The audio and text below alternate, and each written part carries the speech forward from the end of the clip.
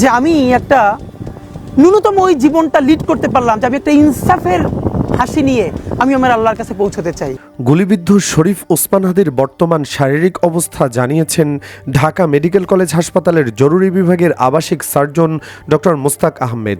গুলিবিদ্ধ শরীফ ওসমান হাদির অবস্থা এখনও সংকটাপন্ন বলে জানিয়েছেন চিকিৎসক ডক্টর মুস্তাক আহমেদ। জানান, হাদিকে যখন জরুরি বিভাগে নিয়ে আসা হয় তার অবস্থা খুবই আশঙ্কাজনক ছিল। পরে তাকে সিপিআর দেওয়া হয়। এখন একটু প্রেশার ভালো আছে, তবে তার মাথার ভেতরে গুলি আছে, কানের পাশে গুলি লেগেছে।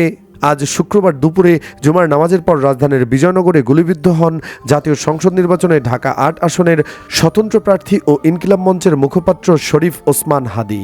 হাদির সহকর্মী মিসবা জানান, রিকশায় করে যাওয়ার সময় মোটরসাইকেলে এসে দুজন দুর্বৃত্ত হাদিকে গুলি করে পালিয়ে যায়। মিসবা বলে, গুলি লাগার পর আমরা হাদিকে দ্রুত উদ্ধার করে ঢাকা মেডিকেলের জরুরি বিভাগে নিয়ে আসি।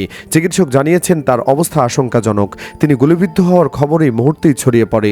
ঢামেক হাসপাতালে জড়ো হন জুলাই অভ্যুত্থানের আন্দোলনকারীরা। ঢাকা মেডিকেল কলেজ হাসপাতালের সামনে এখন শরীফ ওসমান বিন হাদির ওপর হামলাকারীদের গ্রেফতার ও সর্বোচ্চ শাস্তি দাবি জানাচ্ছেন তারা। একদিকে হাদির গুলিবিদ্ধ হওয়ার পর নতুন খবর দিল সংস্কৃতি উপদেষ্টা ফারুকী। তিনি ফেসবুক পোস্টে লিখেন, গণহত্যার দায়ে কনভিক্টেড হাসিনা ভারতে বসে একের পর এক খুনের হুমকি দিচ্ছিল গত কিছুদিন ধরেই, আর আজকে গুলিবিদ্ধ হলো ওসমান হাদি। এর আগে হাদি বহুবার ভারতীয় নাম্বার থেকে খুনের হুমকি পেয়েছেন। আমরা এখনও নিশ্চিত জানি না কে বা কারা এটা ঘটিয়েছে। যারাই ঘটাক, এটার মূল্য তাদের দিতে হবে। গেট ওয়েল সুন হাদি। গোটা দেশ তোমার সুস্থতার প্রার্থনায়। ওরা জানে না বিপ্লবীদের শেষ করা যায় না।